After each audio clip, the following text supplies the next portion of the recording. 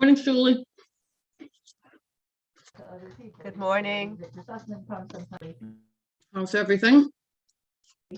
Thank God everything's okay. Good. By you? Wednesdays, that's good for her. So Okay. Thursday, Friday.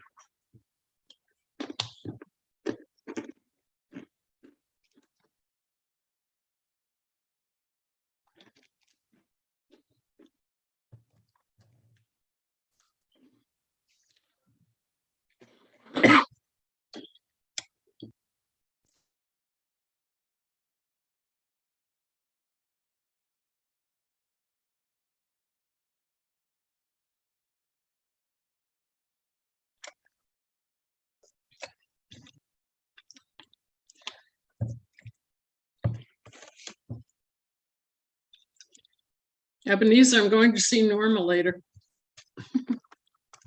See who? Norma, I'm going to see her later. She's, Oh.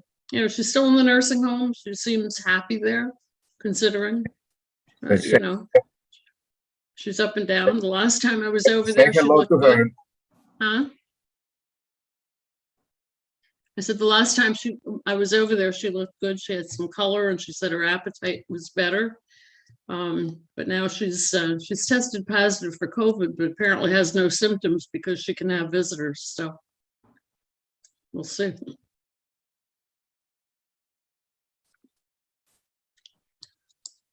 Good morning, Verna.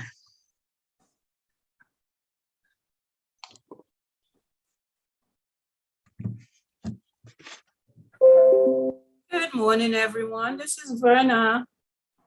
How are you?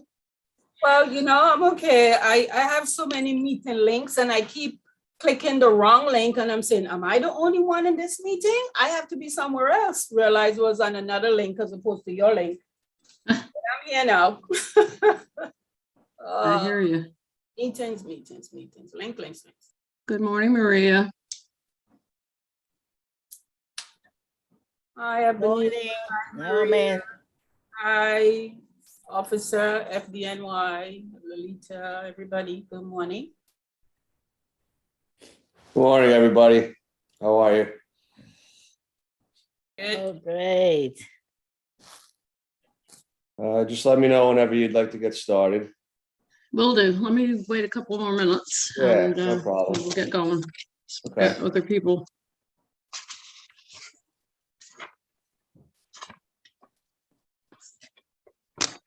Who are supposed to be joining. No problem.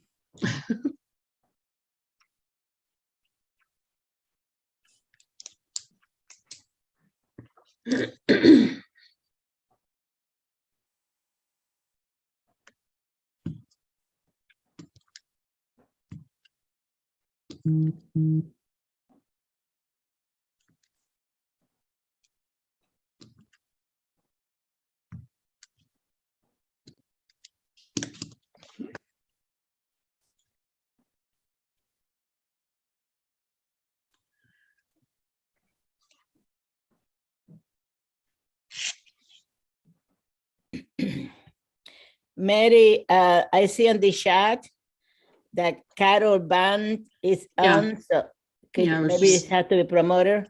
I was just seeing that. Ebenezer, can you promote Carol?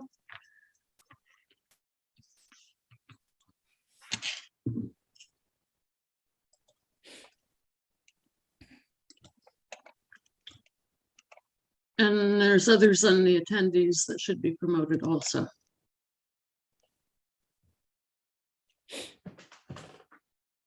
Good. Diane Ashley, Dory Garcia, and Miriam Colon so far. Hi, Carol. Morning, Richard. Hi, thank you.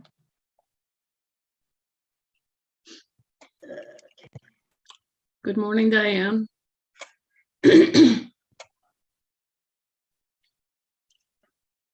Good morning. Hey there. Mary, I heard you mention Dory Garcia. Is she trying to get in or what's the issue there? She was on the attendee list. Oh, okay, Yeah, should be being promoted, so. okay, that's fine. Is she filling in for Fern or? I think they're both going to be here. Okay, But I Yeah. had sent Dory my panelist link and I realized there might be a problem there. okay. Preparing for the future, apparently, huh?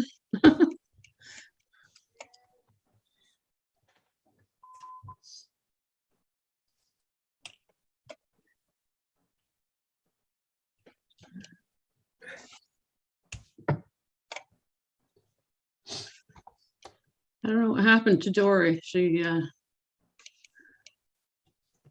got lost. I'll call. Okay.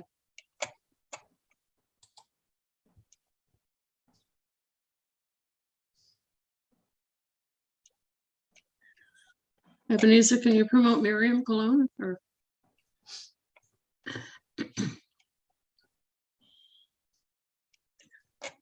I'm trying. I don't know Okay. what's happening. Let me Okay, see. Let me all try right. it again. So you're Okay. into the meeting?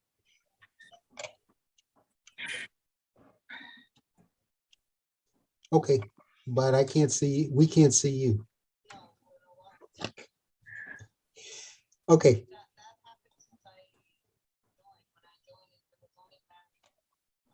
Okay. Morning, Miriam.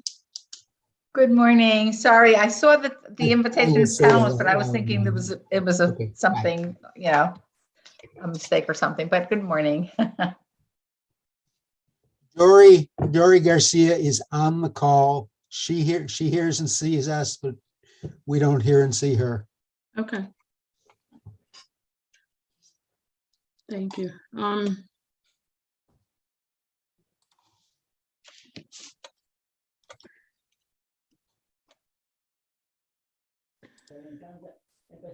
Richard, I keep picking on you. You want me to Yosef is- finish this sentence? No, Yosef, yeah, okay. I'll get some paper. Thank you. Do you expect Yosef later or not? I do. But I want to make sure the FDNY presentation gets into the minutes.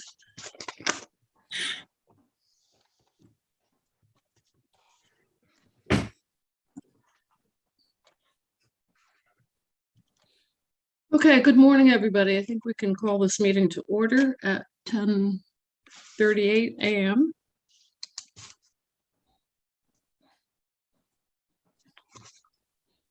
I do expect some there. What, Richard? I think you're saved. Richard? I accept. Joseph? Okay, yep. Morning, Joseph. Good morning. I'll be on video in a second.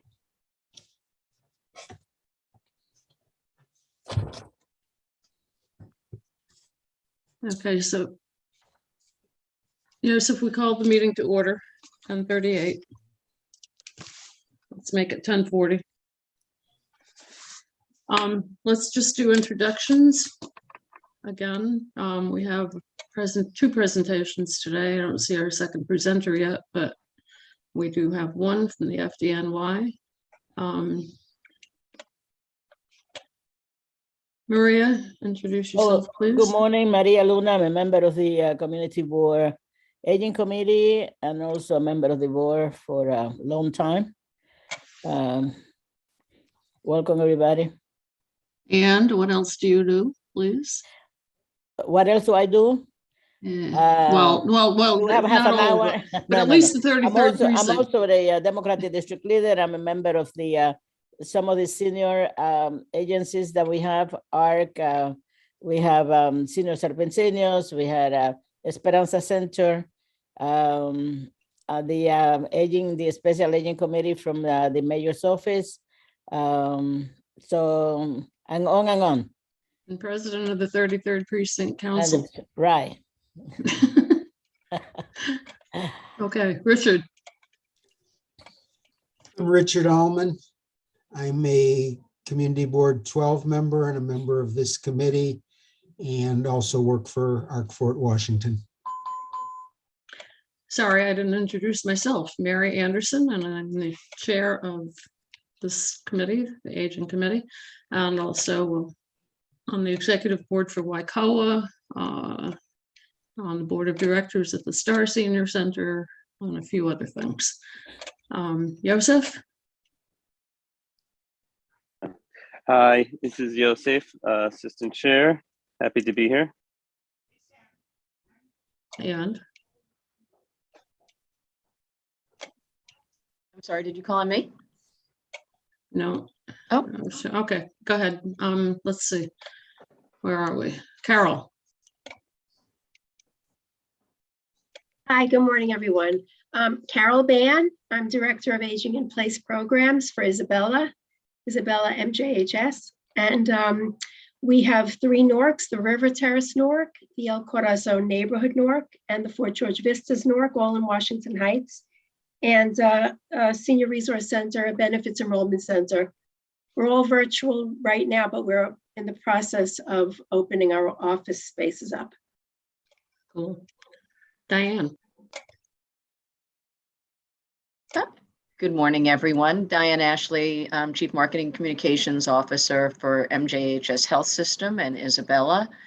And joining all of these meetings, certainly not in place of, but in honor of Betty. And we'll continue to do that until we formally have a new plan in place. And so available to anybody if there's any need. Thank you. Julie? Good morning, everyone. Julie Gottman, Director of Mariah Senior Center, and I'm also on the Executive Board of Waikoa. Thank you. Lady? Morning, everyone. Lady Jorge, Director at Star Senior Center. Thank you. Ilana? Morning. You're muted. You're muted. There you Ilana go. from Riverstone Senior Life Service. Thank you. Marie?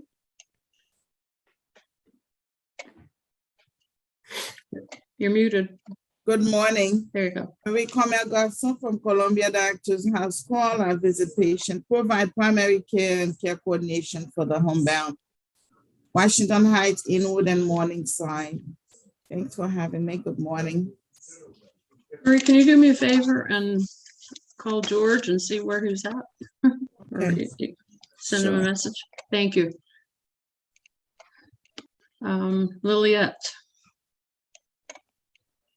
Liliette Lopez, Outreach Specialist for Night Connects at Center Independence for the Disabled of New York. Thank you. Verna? Good morning, everyone. Verna Arthur with the New York City Department for the Aging. I'm the Government Affairs Officer for Manhattan.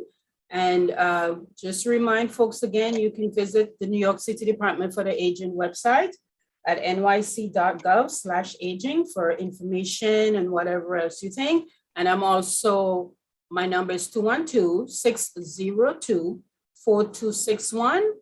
varthur@aging.nyc.gov if you need me for anything else senior related. Thank you.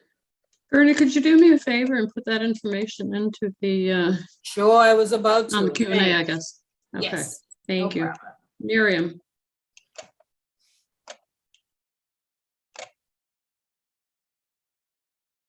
Miriam? Sorry There about you that. go. Good morning. That's okay. Hi, yes. Good morning, everyone. My name is Miriam Colon, and happy to see some familiar faces, even though I'm not in a position to show my face at the moment. But I wanted to say thank you for, I'm happy to be here. I am the Fort George Vistas NORC Program Manager, Carol Ban, working with Carol Ban. She mentioned the 3 NORCs. I oversee the Fort George Vistas NORC. I've been doing that for the last 9 years. It's hard to believe it's been that long. And again, happy to see a lot of familiar faces and to be a part of this. Thank you. Fern? Good morning. Good morning. Sorry for the delay. I was in another meeting reporting to one of our funders. I'm Fern Hertzberg, the Executive Director of ARC 16 Fort Washington and co-chair of the Washington Heights Inwood Council on Aging. And I'm happy to see everybody. And a public member on this committee. And thank you, sorry. And a public member on this committee. Okay. We also have Carol Weeks and Maciel Veras on the attendee list. If Ebenezer, you can promote them. Do you Carol, have there you Dor? are. Good morning, I've Carol. been trying to promote her, but I don't know what's happening. It doesn't go through. Do you Oh, also Carol's here. I have? see Carol. She's on the box. I see Carol. Yeah, I see Carol. Do you Yeah. also have Dory in the waiting room She's or in on- the? Yeah, she's No. somewhere. She can hear us. It's a telephone number here ended in 790. I don't know who is that. Yeah, I don't know. That's Carol. That's Carol. Okay.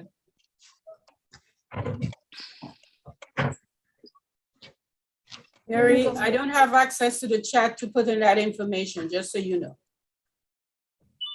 I think you can put it in the Q&A. I You're able to tried. do that. I tried, it didn't work. It's not giving me, Oh. let me look at it again, but it's not giving me access. I'll keep Everyone's trying. having trouble. Okay, well, you know what you can do is send it to me and I can send it out to everybody. Or we can, I can include it in the minutes. No problem. Okay, thank you. Attending, Dor. I'm here. Maciel, good morning. I can see and hear. Hey everybody, how's everybody doing? Can you just introduce yourself? Sure. Hi everybody, my name is Maciel. I'm the program manager for the El Corazon Neighborhood North program. Okay.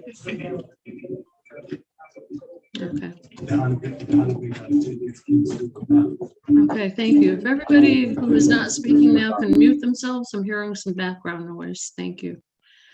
All right, let me introduce James Vergano. I hope I said the name right. This is our Yeah, presentation. Close enough. Our presentation on fire safety, which has been prompted by the number of fires around the area that we've had recently. And community board will be having presentations at some committees and also a big another presentation. I think it's the 20th. I forgot what date, 24th, I think it is, of February. And if anybody that's interested in attending that, the community board has sent out that information. So welcome, James, and it's Thank you. all Good morning, yours. everybody. Good morning. I'm firefighter James Pergamo. I'm with the Fire Safety Education Unit. We're out of Fort Totten in Queens.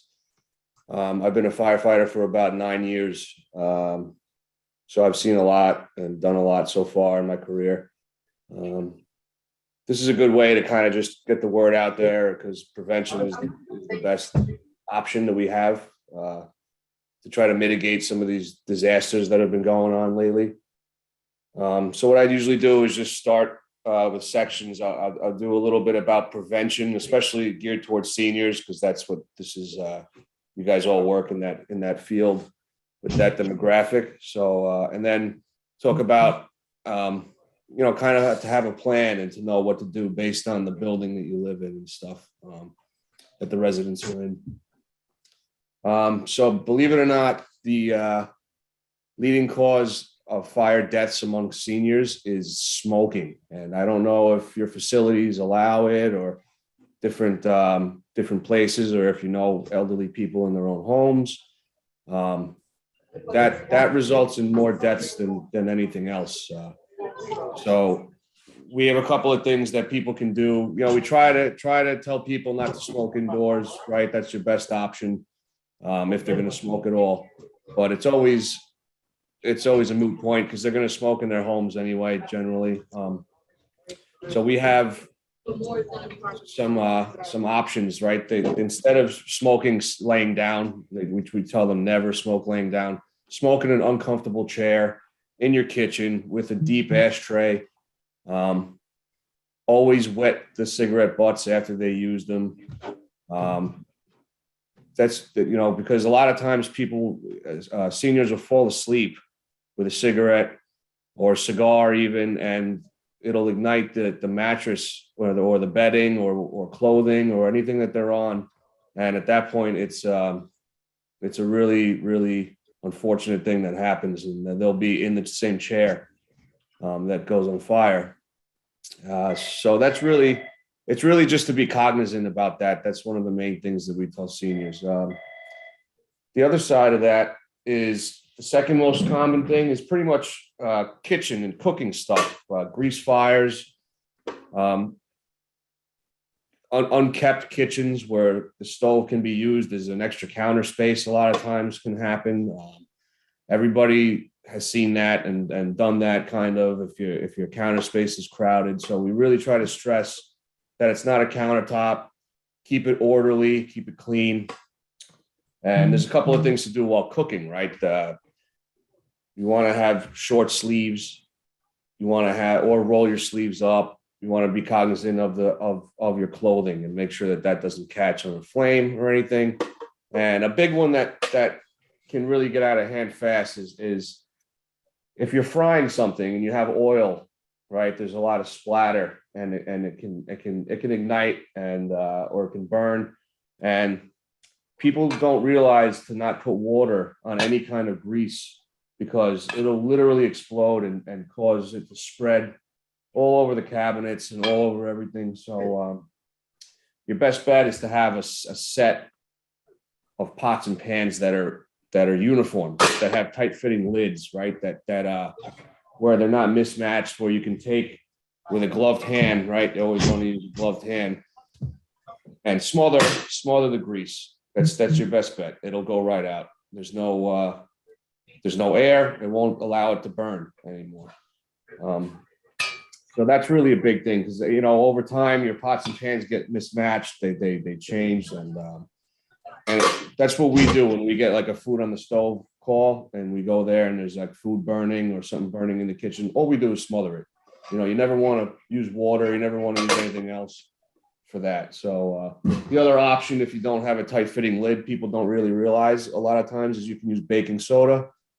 You can have people keep a box of baking soda handy, and it's a great option just to smother any kind of flame. It'll work for anything really. It's just a powder. It just makes a blanket and puts out. This is before things get out of hand, right? You want to be able to stop it as quick as possible. We advise everybody that we talk to have at least one smoke fire extinguisher handy near the kitchen. We don't want people to keep it like on the stove or near the stove or next to it, because that's usually where it starts, right? I don't mind. It's not about. Thank you.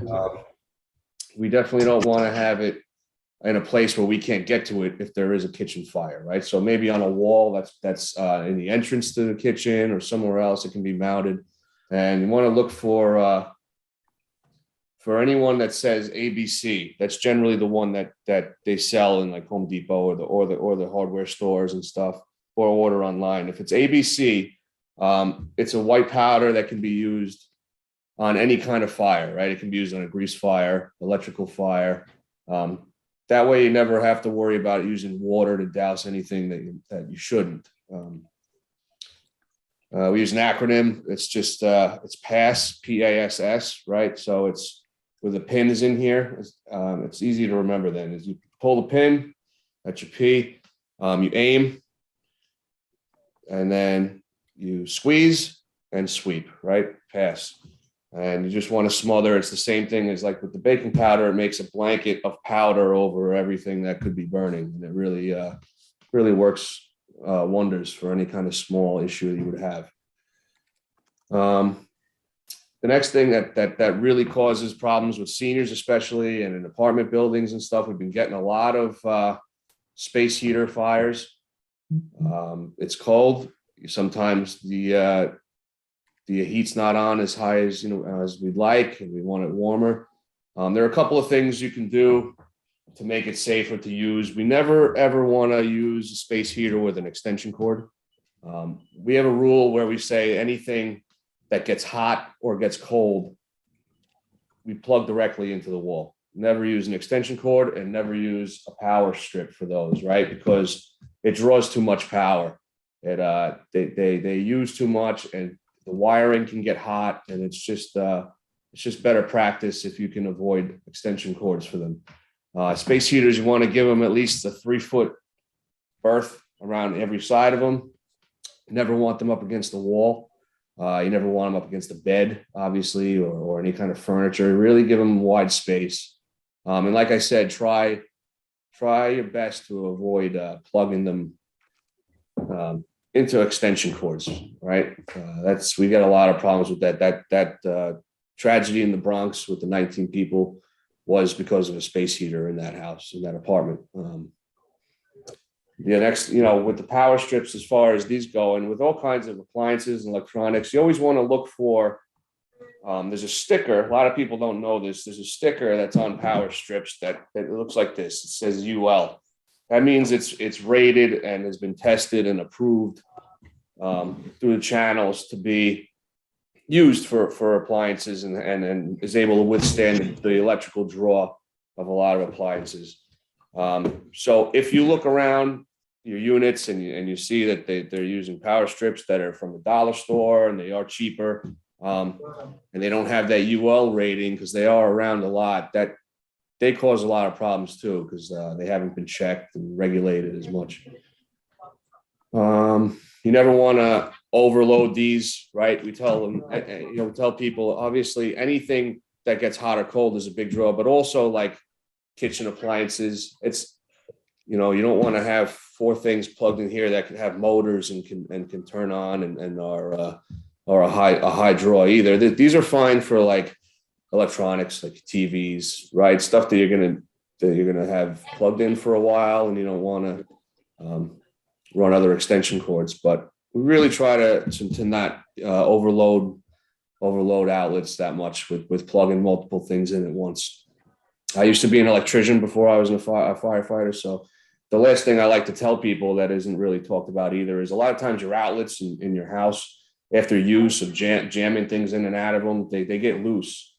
And if you see that the outlet itself in the wall is shaking and moving and just getting loose, that means all the wiring that's behind it is shaking and moving and getting loose. And that can cause a short and cause a spark in the wall itself. So if you notice that your outlets are older and they're getting worn out, and it's always good just have them replaced. It's worth the peace of mind to have them new and tight and sealed so that it's not bouncing around. That's a big one. So as far as the last thing I like to talk about is with candles, right? You don't want to use candles. We were trying to deter this has been going on for a few years now. We've been trying to deter everybody that we can from using real candles because there's so many good options out there. This is a fake, a battery operated candle. It smells good. It's an LED light that's in there. It looks very realistic. I think the battery's dead on it, unfortunately, so I can't turn it on at the moment. But they're great. They're just so much safer. There's no open flame, and they're cheap. There's really no reason to have real candles going anymore because they cause a lot of problems. Any kind of open flame that can be forgotten about causes problems. So that's a big one. So that's your prevention, right? Just some basics for prevention for people to be cognizant about.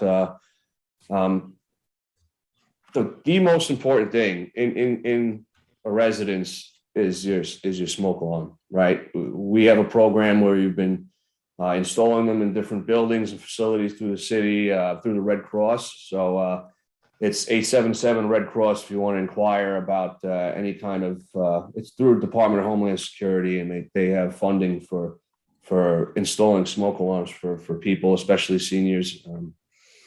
So it's a really good program, but the new ones that come out, they don't even need to have a battery changed. It's 10 years. It's got a everlasting battery in there for 10 years. It just has to be tested once in a while. There's really no getting around the fact that that's your first line of defense, right? If you're sleeping at night or hard of hearing, they have ones that vibrate. There's all kinds of alert systems that are out there that can be used for that, because if it saves you 3-4 minutes of knowing that something's happening in the house and there's a fire that's starting in another room, that might be the difference of being able to get out for seniors, right? It really is the best. They're loud. They will wake you up. We always tell people to have one in the common hallway. Try to have one in each bedroom if you can. Near your kitchen, you don't want it in the kitchen, obviously, but close by, right? You don't want it going off every time that you're cooking either, but at the same time, you want it close enough to register if something's not right. So that's really the most important thing out of everything that we talk about today. The smoke detectors really, they save so many people that we can't stress it enough that it's the most important thing here.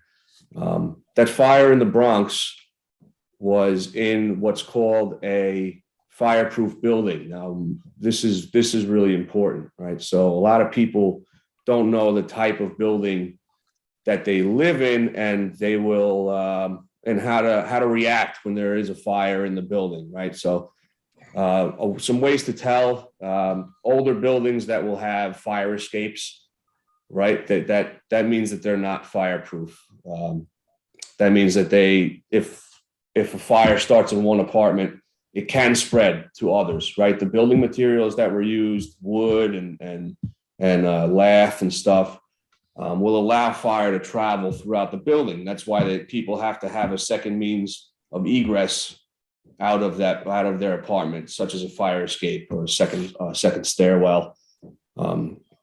So if you see a fire escape on your building, you know that if there's a fire anywhere in that building, you have to get out, right? In the Bronx, that was a fireproof building, which means usually buildings that are over 10 stories are historically always fireproof in New York.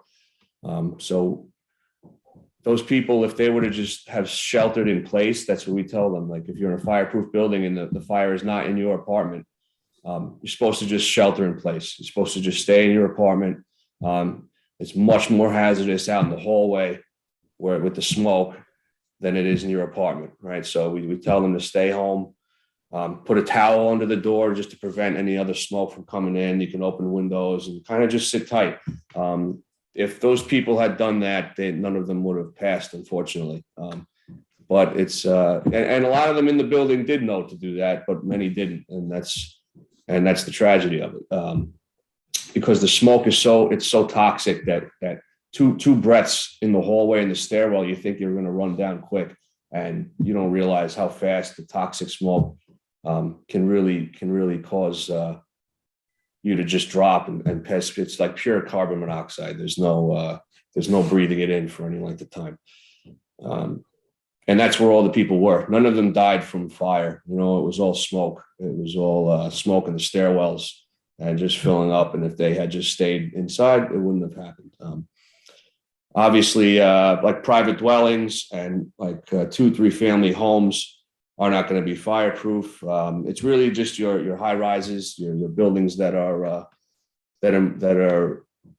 don't have fire escapes is a really good telltale, right? Because legally they have to if it's a non-fireproof building.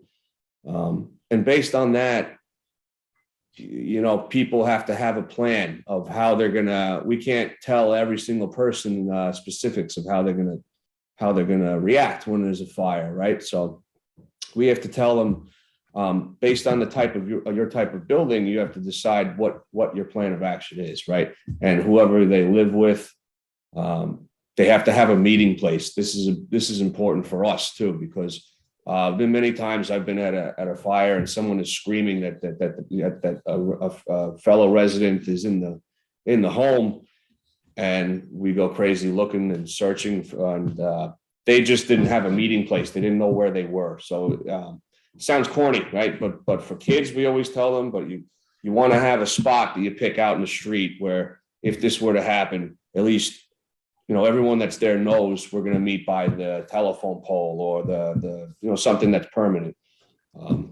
It really makes a difference for knowing, having accountability of who else is there and where they are. And then other than that, if you're in a non-fireproof, you want to make sure that your window that goes to the fire escape, if you have a fire escape, is clear and working. There've been plenty of times where I've had to go off a fire escape into an apartment, and it's just a wall of stuff that's piled to the ceiling, and it's totally blocked. And it's the worst thing that you could ever do, is to block a way out and trap yourself and trap us out. So that's really important. I think that covers most of what we go over here. I can take any questions or anything you guys want to know, or ask me or pick my brain about.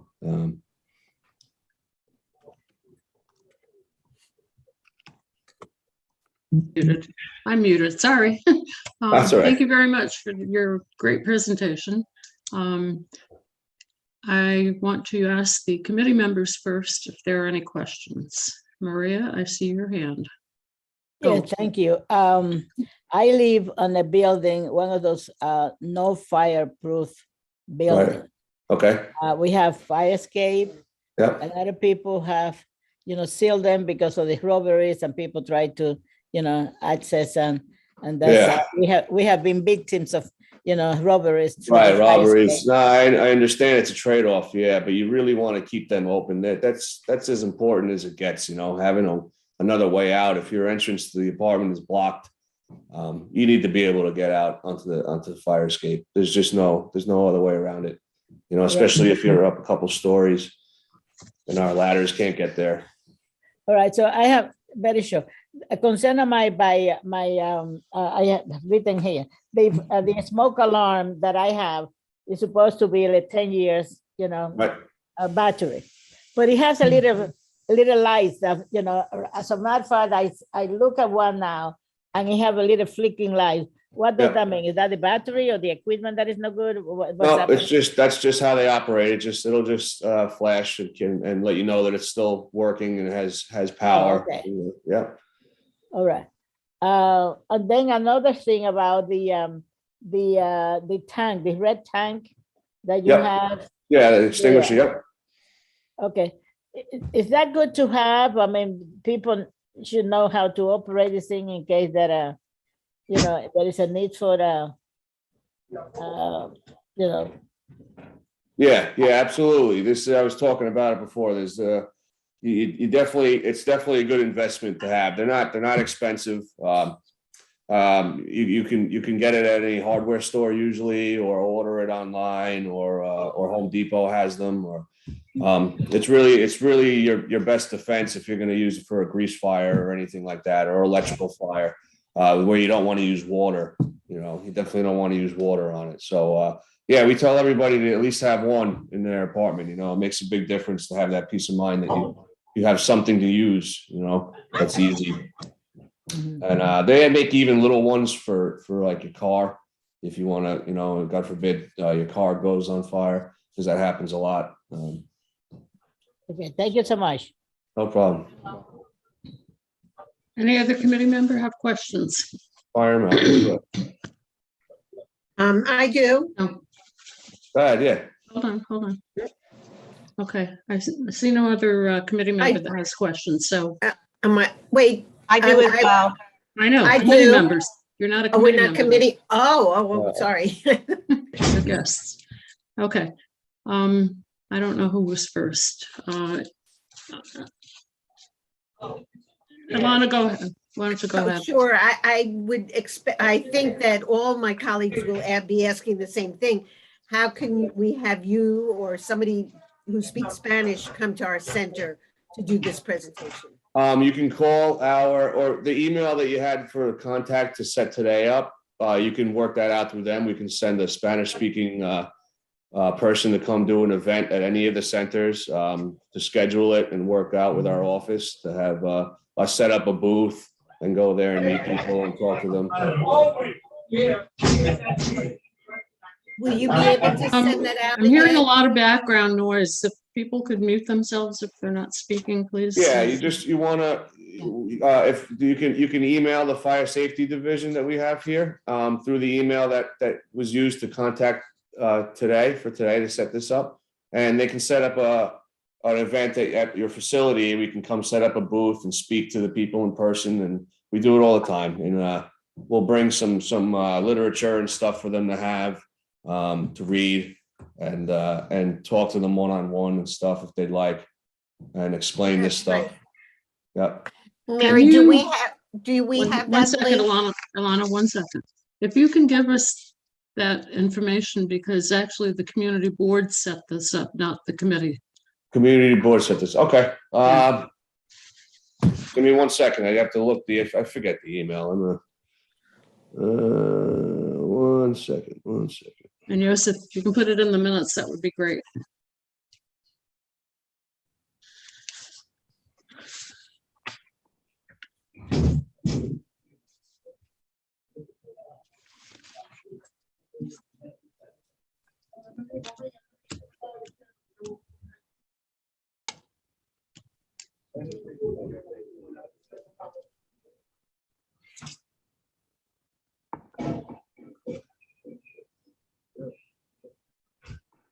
It's can I read it out, or you need me to? Yeah, go ahead. It's fire safety admin at fdny.nyc.gov. One more time. Fire safety admin at fdny.nyc.gov. And that's Thank you. it. Who receives this? Our fire safety office here. Awesome. Yep. Okay. Thank you very much. No problem. Okay, Shuli, you had a question. Yes, I actually have two questions. My first question is, some people that are seniors particularly that use extension cords, thank you very much, by the way, for this presentation, use them because their wiring in their building is old and they don't have a grounded outlet. Is it required for the landlord to install grounded outlets, or do they not have to? And my follow-up question is also the other thing that people use, and I don't know if it falls under the same thing as an extension cord for an air conditioner, is people use smart plugs. And is there any issue with using a smart plug with an air conditioner? The smart plugs are okay with their air conditioner, and they should be okay with pretty much anything for the most part, because it's the same thing. It has a switch inside of it, which should be fine. As far as the grounded outlets go, they're really dated if they're ungrounded. They should just be replaced. As far as legally, if they have to, as far as building owners and that, I'm really not aware of what each case is specific, I think, and I don't really know what they're required. You know what I mean? I don't know what they're required by law to replace if it's in working order. You say about the switch, the extension cord in front of you appears to me to have a switch also. Yes. So how is that different, and how is that different than a smart plug as far as its safety level? This I was saying is safe enough to use. Not for an air conditioner.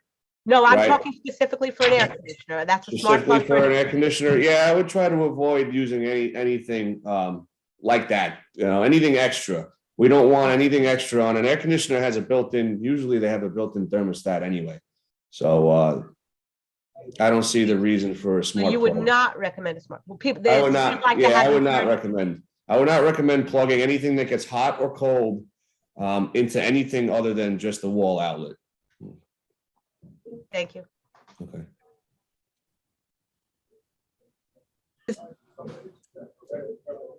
Go ahead, guys. Yeah. I just wanted clarity. What is a smart plug? What is that? What is that? You want me to answer that? A smart plug is it's like a Wi-Fi enabled device that it's like a timer that can turn the air conditioner on or off when the senior is not home. So let's say the senior wants to come home to an apartment that is cool. Right, does yeah. not want to have it run the entire time they are out, they can have it set to go on at a certain time. Yeah. Thank you. Okay, any other questions? Yes, please. Richard, yes. First, I just want to acknowledge fire safety admin. They respond incredibly quickly. I got in touch and heard back within a couple hours, which is to me amazing for a government office. Good, yeah, we try, especially now. Thank you. Yeah. And I also wanted to ask a question, both of the fire department and anyone else who wanted to answer it. Has there been any experimentation with messaging that is sort of memory oriented, things that would say, don't leave the kitchen if you have a flame on the stove. If you really want to have a candle, sit there and be with the candle, or any similar things? Has anyone experimented with that? We haven't. No, we haven't done that. As far as like reminder services, like a reminder that about cooking and stuff. Well, not trying to remind people, because I think some of the things that happen more, that put seniors more at risk on home fire safety, is just the little bit of step-by-step changes in memory, putting a flame on high on the stove, then walking out of the kitchen and forgetting that it's there. Right. Telling people not to do that isn't always effective. And Yeah. maybe some of the things. I agree. Yeah, I think it would be a great thing to look into as far as but as far as right now, we're not working on anything like that. There are a lot of products that are safety, like fire safety products for seniors that are out there that I'm not aware of all of them, but a quick Google search comes up with a lot of things that they can have as reminders and stuff that are around to help people that are losing memory and stuff. But it's definitely a great next step as far as telling them, helping prevent these things. Verna. Yes, so I have a question. With regard to the carbon monoxide, I'm assuming that's not appropriate for apartment buildings or for the apartments as opposed to the building itself. Carbon monoxide detector? Yes, the detector, I'm sorry. Because I know persons who have their own home, single, whatever, they will have them in certain strategic places in their rooms. But seeing it's a building, the building would be responsible, or you expect, or should each person have one in their apartment? No, for carbon monoxide and smoke alarms, each person should have them in their apartment. Stoves that, even though like the heaters and boilers are the biggest cause of carbon monoxide, malfunctioning stoves that burn gas poorly, if the flame is messed up or malfunctioning, stoves can actually put out some pretty good carbon monoxide as well. So we always tell everybody to have at least one carbon monoxide detector. And I just have two quick concerns. I'm not too sure if fire drills are being conducted on a regular basis in these apartment buildings to avoid what took place, to just help avoid what took place in the ground. In addition to that, it is okay. And with regard to that notice, because you made mention of the shelter in place, I know it might not be looking aesthetically pleasing or beautiful, if I should say, having a sign up on their door saying, what you mentioned, shelter in place if there's a fire, if the fire is not in your apartment, something of that language. It's good you brought that up, actually, because newer buildings, I want to say, I don't know how many years, but newer buildings have that as a requirement for code. To as the building's being built, there is a sticker on the inside of everybody's door explaining that fact that they live in a fireproof building, and if the fire is on your apartment, to stay where they are. Okay. As far as older buildings go that don't have that requirement, it'd be a great thing for the boards and stuff to invest in and educate the people that live there what to do. Thank you. Any other questions? I had a question. Do the fire extinguishers come in different sizes? Yes. Because I can feel like, they look really heavy and bulky, so I can see Yeah, that they're, being really. they're not that heavy, but this is actually one of the bigger ones. There are different sizes.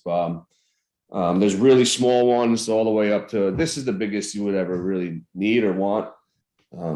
It's pretty easy to use. I would still try to get one that's like this size for the home.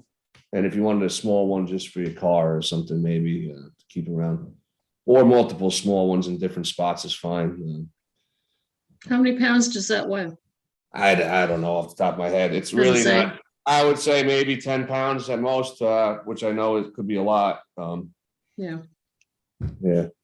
especially for a senior who doesn't have that Yeah. strength. Yeah, absolutely. There are smaller ones that are handheld that actually look like almost like a paint spray can.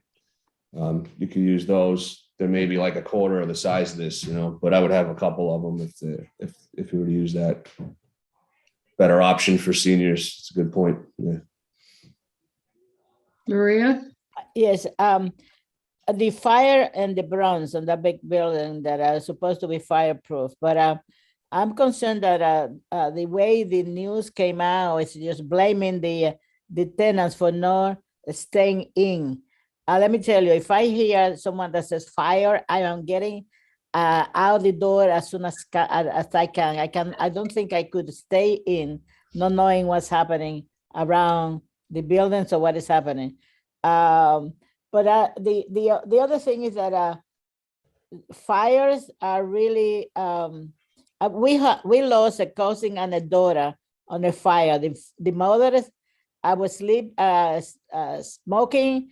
She dropped a thing on the sofa, and there went the fire. And the little girl, 4 years old, couldn't get out of the building, the front door, because she was too small to open the door. So she died right on the front door of her apartment. Yeah. Now, things like that, it's just that, it's very sad. It cannot be prevented because people keep smoking and doing crazy things. But the thing is that, and those, large buildings, telling people to stay in, I just don't know how to react, and how can we tell people to put a towel, I mean, you just don't think. When you hear fire, Well, that's the problem. That's the problem, is that people don't know. And that's the issue, is that's why we're here, because it really would have saved those people's lives if they knew what kind of building and what they were supposed to do. So even though it's kind of against your instincts to close the door and just go back inside when you know your building is on fire, you have to know that the way that they're constructed, the fire cannot spread, but the smoke can. So in the stairwells and the hallways, the smoke, which is the most dangerous part of a fire, can spread. And you being in the stairs is way, way worse than you being in your apartment and being able to just hang out. Yeah, I also have a bag that was given to us years ago by the fire department, suggestion of what to keep on those bags for emergency when you try, you leave the apartment. Unfortunately, the one that I have is in the closet. By the time I get to the closet, the fire is going, and I just some guys are into that. I like to tell people to just, if the fire's in your apartment or you're in a non-fireproof building, don't worry about a bag. Just get out. There's no, don't even, anything that can take an extra 20 seconds to grab something. That could be 20 seconds that you needed to go, an extra breath or two. Same with kids. Like, we never want to have kids be the ones to try to have to do something, right? If there's a fire, their job is to just exit, right? And my last comment, probably all of you are gonna think I'm crazy, but I haven't seen a bad looking fireman. What is that a requirement that you have to be looking to apply to be a fire? Oh, thank you. You made my day. I haven't heard that in a while. I haven't heard that in a while at all. It's the shirt. It's the uniform. It's just the uniform. I don't know about that, but okay. I think that's so true, but That's maybe why they not. have those, that's why they have those calendars, Maria. I can't. I think I think that may be true, but maybe it only covers 49% of the eligible firefighters. Which is why not everyone gets to be a firefighter. Miriam, did you have a question? Working on it. I had a question similar to Maria's, because, Okay. well, actually, I did want to ask, you mentioned that the newer buildings now, have, they're all fireproof. And I wanted to know, as of what year? We service residents who live in Michelama buildings, and they were built in the 60s. And I do remember hearing that, it is a fireproof building, and there is supposed to be a sign at the back of the door. But unfortunately, since the 60s, a lot of people have painted, have changed, Yes, have done of all course. sorts of different things to their apartments. And I'm not clear on whether that information is still readily available or if they even remember it, especially for newer residents. So my question is, as of when is that that went into effect where the buildings are now fireproof? And what can, I understand what you're saying, but you're talking about awareness. And unfortunately, we all know that not everyone takes the time to learn these things. Yeah. Right. Yeah. And we saw that with the Twin Parks of fire, where the doors didn't close, or people didn't think to close the doors. And we hear that all the time. And Yeah. so- Oh, that's a great point. I totally missed that. That is the most important thing too. If there's ever a fire in your residence, you got to remember to shut the door. That is really, really, really important for us and for the building as a whole. It'll make so much more time for people to get out. If it is a non-fireproof building with fire escapes and stuff, you got to shut the door to the room that the fire is in. Shut the door to the apartment, and stairwells. Make sure they're always supposed to be closed anyway, but people chalk them open for air and stuff. But as far as the awareness, that's why we're here. We're just trying to spread this message of building types to people. I don't know exactly what year the law was made as far as, and it's not every building now isn't fireproof, not every new building, but new buildings that are of a certain size. I believe it's 10 stories or over. No, maybe it's 7 or over. I can't remember. I'm losing my numbers here. But yeah, that's what we do. That's why we're out here trying to explain to people to get aware, and for boards like you guys to be able to bring this information back and try to suggest a meeting with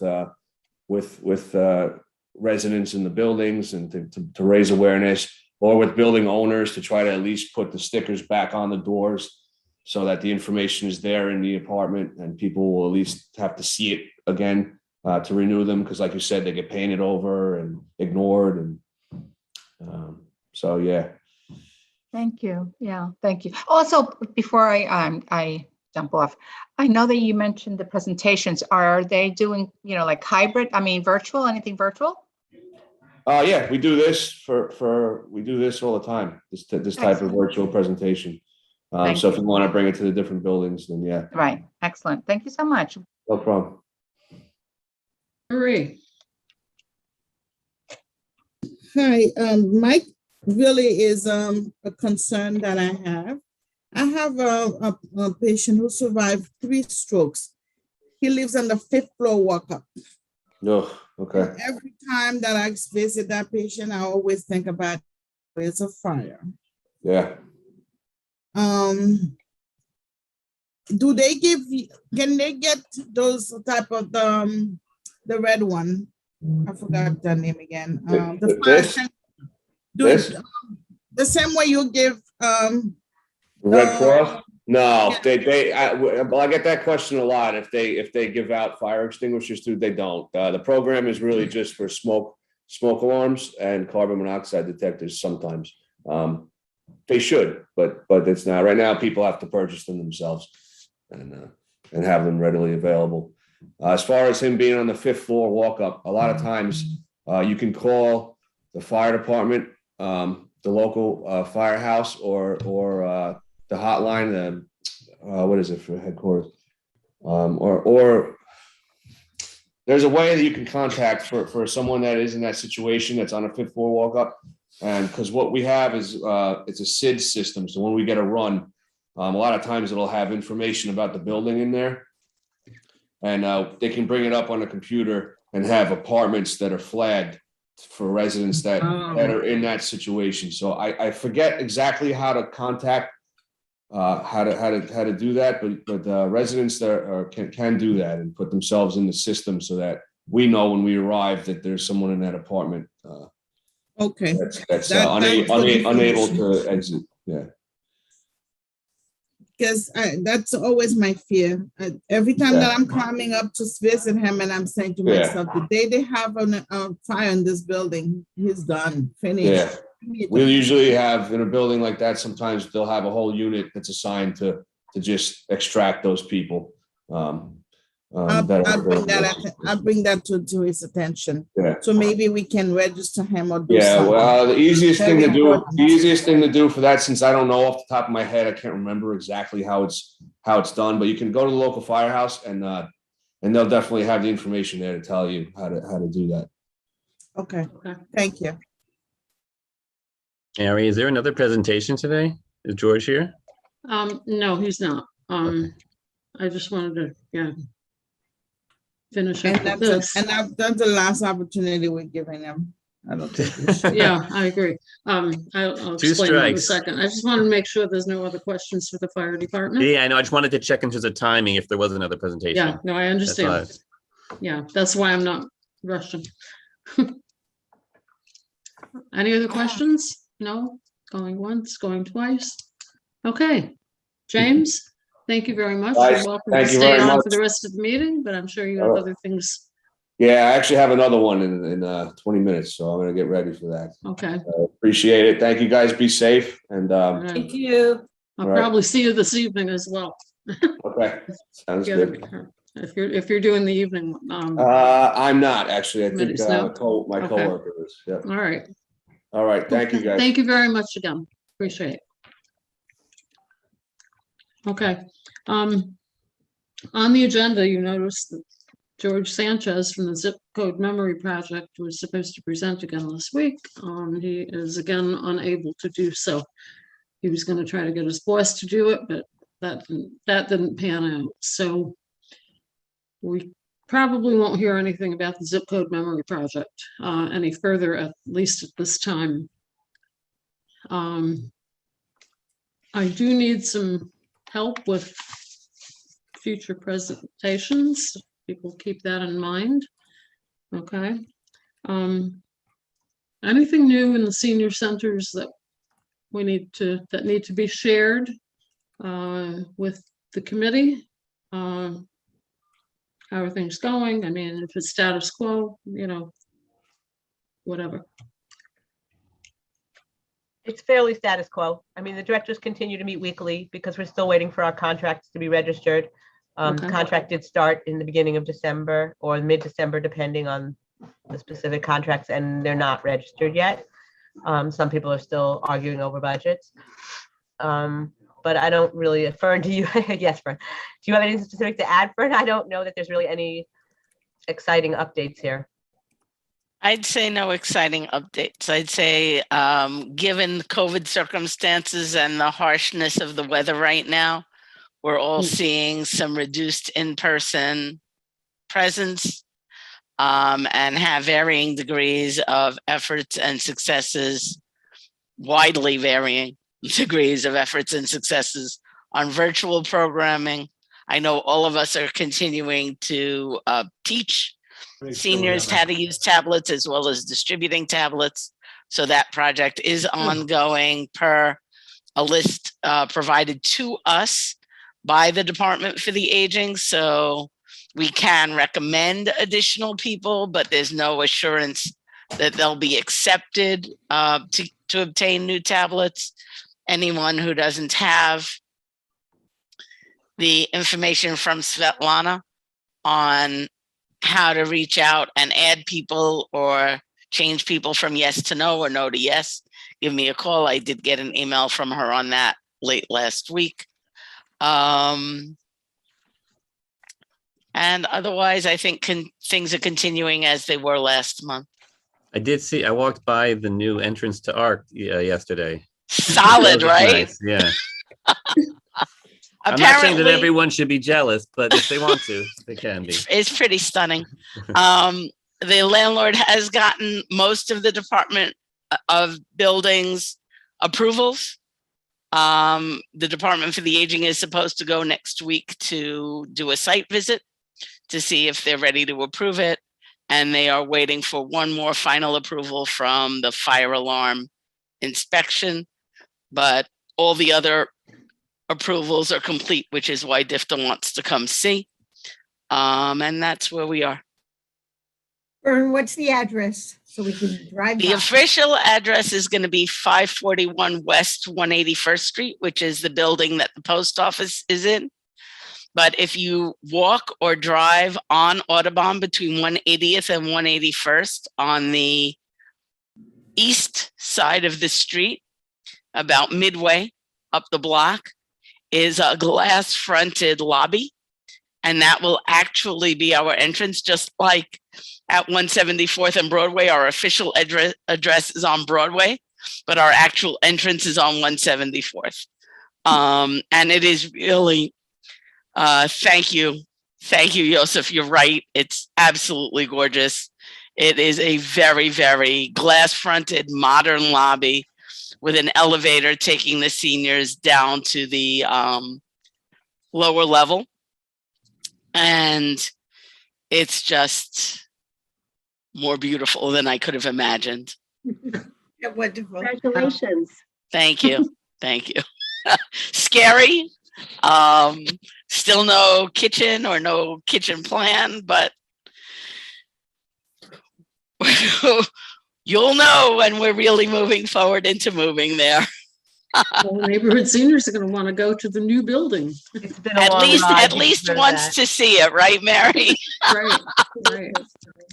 I'm And, sure and you're they gonna have, deserve sure it. you're gonna have an open house at some point. of some Yeah, we sort. will. We'll have several big events and several different forms of outreach to the community, Yeah. because we'll be running a shuttle bus from our current location to the future location once we move. And we will get an article into the Manhattan Times. We'll do all that kind of publicity that we need to. I've already reached Corner out. Street again? I'm sorry? What's the corner street again? So it is the street, the entrance is on Audubon between 180th and 181st. Okay. But the building itself has an additional elevator and an additional lobby next to the post office on 181st Street. And that address is 541 West 181st Street, which makes that our official address. Got it. And be sure I am on your invite for your grand opening. Of course, of course. Believe me, DIFTA will know. It will spread far and wide from Marhana and Lee. Fabulous. I'm really excited that it will happen before I've decided to turn everything over to Dory. Speaking of Dory, could you introduce yourself, please?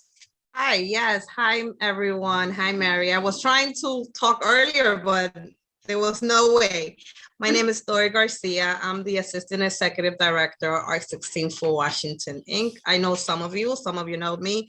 And I've been here for 5 years, and this position I've been here for 3 years. So growing and learning from the best. I'm trying to pull her and make her stay a little longer, but she's not listening.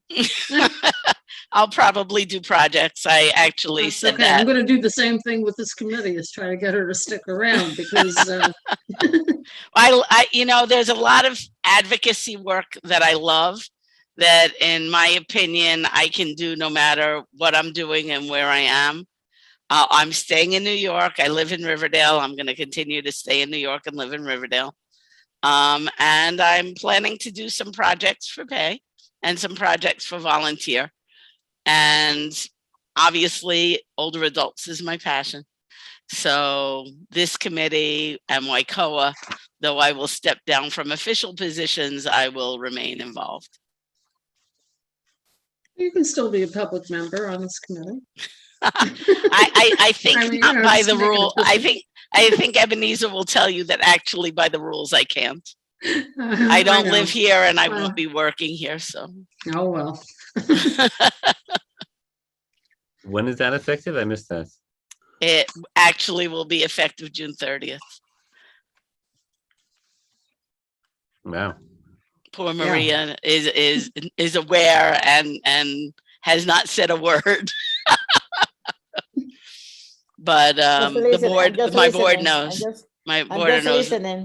Yeah, my board knows that that's my plan, has known for a while that that's my plan.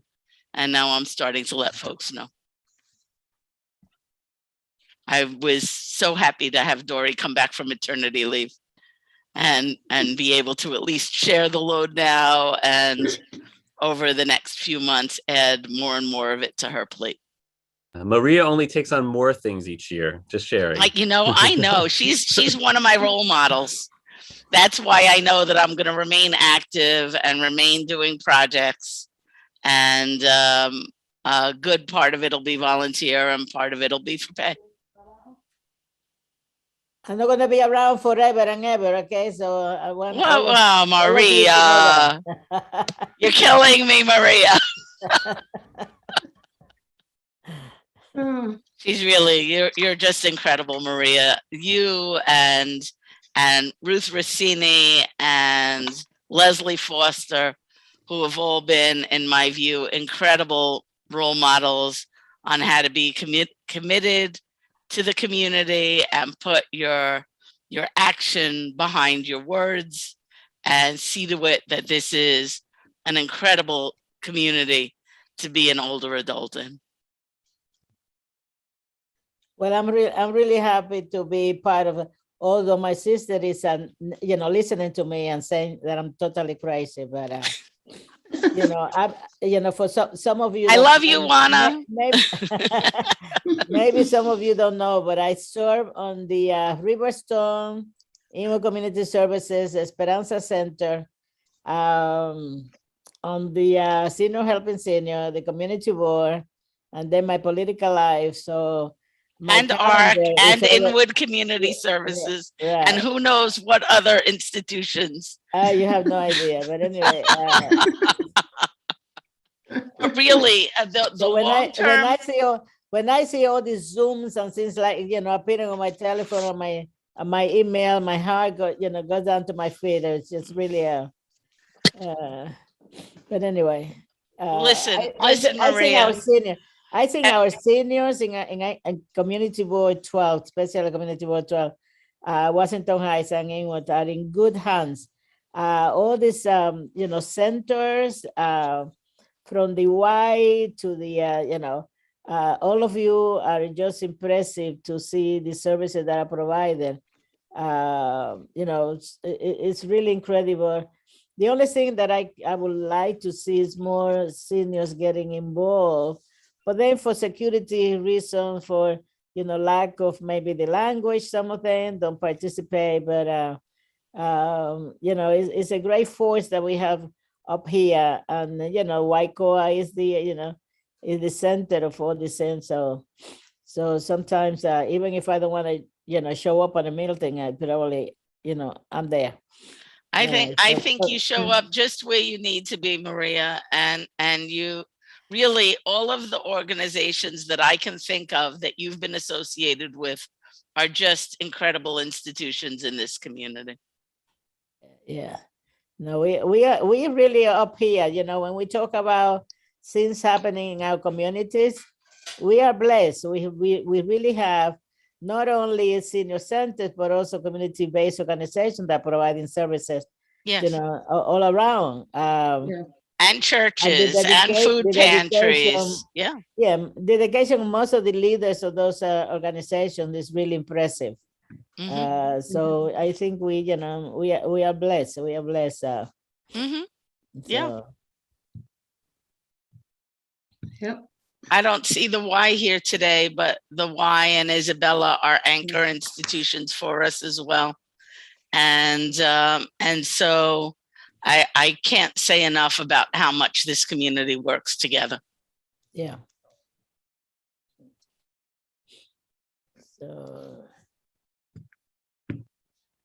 Well, I certainly have to agree with both of you on all of those things. I mean, since I've retired and gotten more involved in the community. It's incredible, you know, the opportunities that I've had to, you know, to do that and to move out of my comfort zone and get more involved in the community is, you know, has been wonderful. All started with Isabella. Yeah, for me too. Yeah. Way back when, I mean, from, you know, from the exercise group to the Fresh Food program to, you know, on and on. I guess my picture, Diane, is still in the hallway too. I'll go look and see. With Ina Greiner, one of the residents of Isabella. It is still in the hallway. Is it? Okay. Thank you, Carol. Back in my younger days when I had, you know. And Mary, I knew you when you first retired, so you've come a long way in your involvement. It's amazing. Right. Yeah. May I say one thing that it just came to my head right now, just for all of us. You know, the tragedy of the 2 police officers that were assassinated by, you know, some person. We have to pay attention to the elderly in our communities who are, you know, privy to incidents such as the one with his son. You know, you gotta know what happened in the household when the mother called the police department for help, and then they send the officers. God only knows if that lady was in need of some services, and, you know, reaching out to some people. It's not that the guy was, you know, a known criminal, that you know, that's my personal thing. But I mean, I'm thinking about the mother of the guy who killed the 2 police officers, what she was going through for a long time. I heard that she has some health issue that she depended on, you know, on someone to take care of her. And I mean, this whole, you know, thing is just so unreal. What happened, not by losing 2 police officers, but also what that woman probably was going through. And I know saying that some people say, well, she should have told the police that the guy has a gun and things like that. But, you know, things happens. But I'm concerned about some of our seniors that are living with, you know, with children that are, you know, that are terrorizing them. I know Right. it's a very difficult issue to get a mother to go against her child. It's just really. Right. But I have to say, we discovered this past week that some of the seniors are walking around with weapons to defend themselves. Really?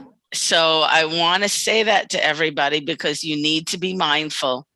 They should not be coming in the senior centers with weapons. You need to have your ear to the ground on this issue, because it's not one person.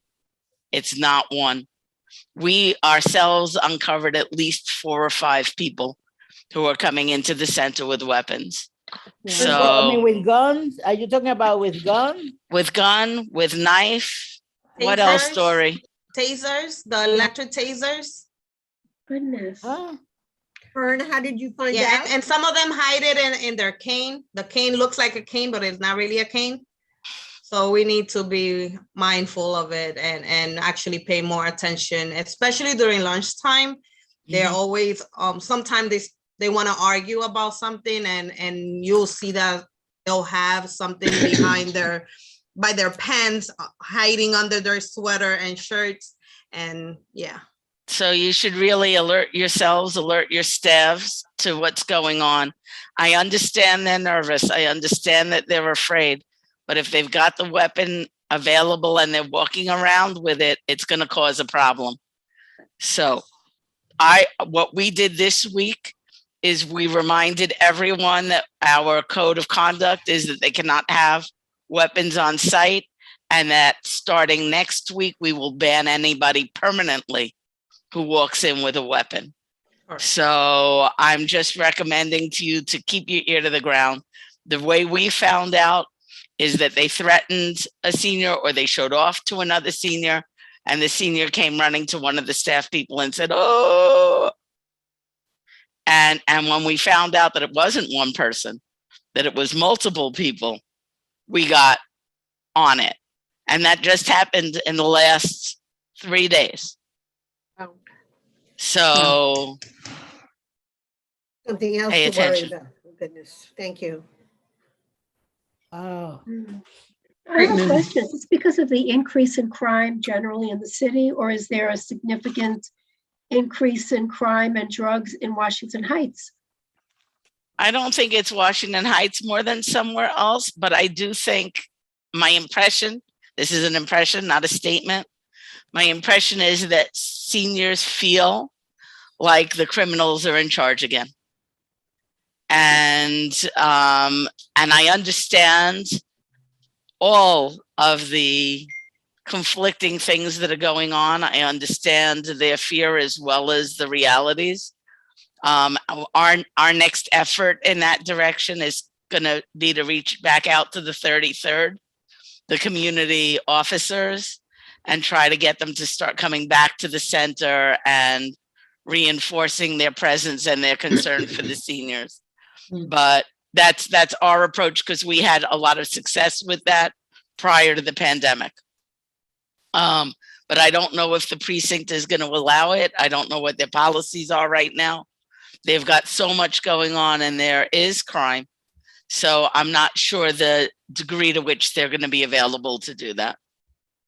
Any thoughts on that, Maria? no, well, I'm gonna check on that because this is something, new to me.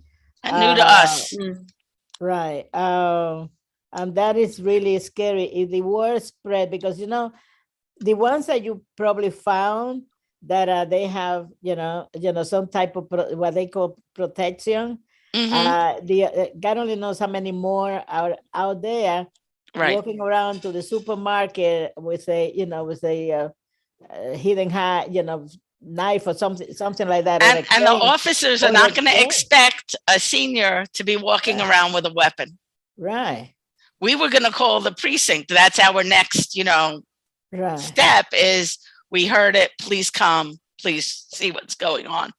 But well, you did it right, because if you find someone in the center that has something to protect, a knife or a gun, things like that, the police comes and guess what they're gonna do? They're gonna arrest these people.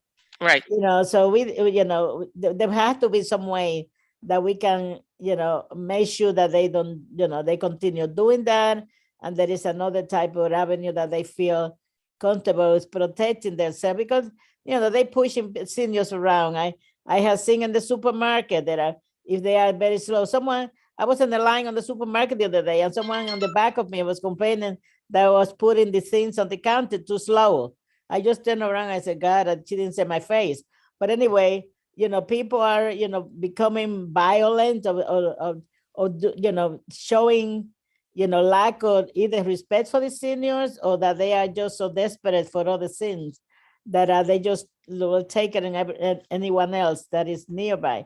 So I don't blame the senior for trying to protect, themselves, because it's really scary what's happening and we see on television all the time. Right. But I'll follow up with Natalie, Captain Natalie, to see what we can do on the 3-3. We can get also on the 3-4.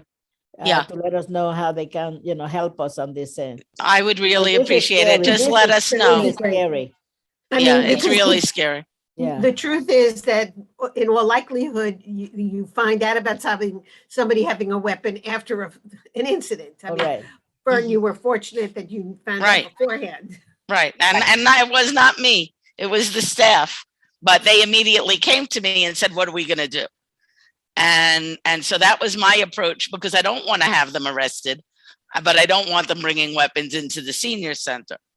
But that means that we, at the minimum, have to alert the precinct to what's going on at both precincts. They need to know, to be aware that seniors are walking around with weapons because they're scared, and that it could impact them in their role in their job. Right. And to bring that temperature down, at least among the older adult community. Oh, okay. So sorry, Mary, if I hijacked your meeting. No, but that's fine. That's, information that everyone needs to be aware of. Mhm.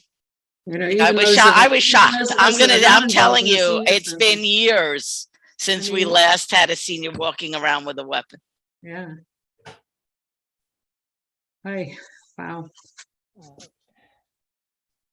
Any other new or old business that anyone needs to discuss at this moment? Mary, it's Lily. I just Yes, wanted to darling. make a quick comment because I have another meeting. Certainly. I think Marie mentioned about her patients living in higher floors with no elevators. I just wanted to mention that they have the right to make reasonable accommodations if the building has apartments available on the first floor. They will have to be moved because if they cannot go up or down the stairs. For more guidance, Marie, you can always email me or call us. Unfortunately, and the way we live, the way we have the housing available, there's not that many buildings that have, you know, apartments available on the first floor that can move them. And also you have to remember something. A lot of these seniors, we are senior because we live in an apartment, a large apartment for many years. We accumulate a million cents. I mean, tell me about it right here in my house. I wish I could throw out 50% of the things that I have. If I were to be moving to a 1-bedroom or a studio, because you know what happened is that they offer the seniors a studio apartment. That means that it's a little room with one closet, half a refrigerator, and a hot plate. You know, you just don't move. You don't want to leave your apartment to move down, even if it's, you know, it's needed. So it's a complicated issue because I've been dealing with HPD about trying to get people to accept to be moved from a large apartment. No, I understand. I just wanted to mention that option No, is you are there. right. You are right. Okay. But especially people who are really very, very disabled. But the landlords they don't like to accommodate anyone. They just want them to get out of the way, and you know, so they can rent the apartment the way they want to. You know, they're not concerned about the seniors having you know, an accessible apartment for them. So anyway. I Marie, will let me definitely get back to Marie. I will definitely reach out to her because first I reach out to the landlord with them. They say they have to, if they have an apartment available, they will have to pay market price. Where they're going to have that money. Right. Another person, they not even want to put a ramp in front of the building for them because they say they don't have enough. It's not large enough to put the ramp for them. So I will reach out to you to see what's going to happen. Definitely call me for guidance and what are their options. Yeah. Okay, thank you so much, everyone. I'm gonna have to leave because I have another meeting. I mean, certainly, thank you, Lilia. You know, certainly I have those issues in my building. I mean, I have a rollator now. I have no ramp. I cannot carry pick the rollator upstairs to come into the building. So fortunately, we have like an outer lobby and an inner lobby. So my walker stays down at the bottom of the stairs in the outer lobby. And I have wonderful neighbors. I leave the walker there and it appears in my door. Sometimes people will give a little knock that they've brought it up. Sometimes not. Sometimes it takes a few hours, but it eventually gets to my door. So, you know, but they won't put a ramp in because there's really not you know, they'd have to renovate the whole lobby area, you know, to be able to do that. They're not doing it. What they did finally do is put these rails on the sides. There were rails there, but that didn't lead you to the door that's in the center. But they have now these rails that bend around to the door so that you can at least, you know, climb the stairs. I can't carry the rollator up, but at least I can get up the stairs safely. Because 3 times I fell backwards trying to carry the rollator up the stairs, rammed my head on the concrete wall, rammed the rest of my body on the marble steps. I mean, you don't know. You know, I was lucky. I didn't get more than big bruises. So you know, it's an issue. That's some of the problem that I encounter with my patient population. Yeah. And I advocate and talk. I call landlord. I call. But I'm glad that she says she has a solution. I'm going to reach out to her to see what can happen. Okay. Our time is coming to a close. I just want to say our next meeting is March 3rd at 10:30 a.m. And for those of you that have been on this committee for a while, know that I generally take vacation in March. Last year couldn't go because of COVID. This year I am going, but only for 2 weeks. So I will be at the meeting on March 3rd. So we'll talk more about the rest of March at that time. Okay. Mary, Yes. would you just see that Dory is now added to the mailing list so that she will Certainly. know directly about these meetings and Yep. will be able to be a panelist? Yep. Thank you. Mary, could you please add me as well? Because I did sign up, but I didn't get any emails yet. Carol. You're right. Okay. Mary, Mary, thank you. Yeah. Thank you, There Mary. I am. Who else am I missing? Anybody? Okay. All right, will do. Thank you. Thank you. Thank Okay. you. This was See you great. all soon. All right, happy, you. Stay happy well. Valentine's Day for Bye-bye. all of you. Enjoy. See Yeah, good to see you, Bye. Maria. I'm sorry. What's that, Joseph? Everyone have a good day. You too. Thank you. Bye. I'm on my way to see Norma. If anybody, Oh, you're gonna see her? yeah, I'm going there now. Send Oh. regards. Will do. Just pass her my telephone number to her in case that she lost it. You I know, know she her has and it. I her know she phone. has. She doesn't I know even she call has. me. So you know. I know, but it's terrible to communicate with her without a telephone. I will. All right. Hi, Mary. Say hello to Norma on my behalf and a hug and a kiss. I sure will. Okay. And I know Paola would send her regards too. So I will. Yes. All right. So All right. who's gonna be chairing the meeting next month? You will Me. not. I'll be here. No, I'll be here. You'll be here on the 3rd. Okay. Yeah. I Okay, won't good. be here for the executive meeting, but I'll be here for the others because I'm only going 2 weeks. Okay. At the end of March. Okay. They renovated our whole hotel over there that we stay at. So guess what? We're paying for it now. So Oh, so you can zoom. So you can zoom in from there. You know they have. Yes.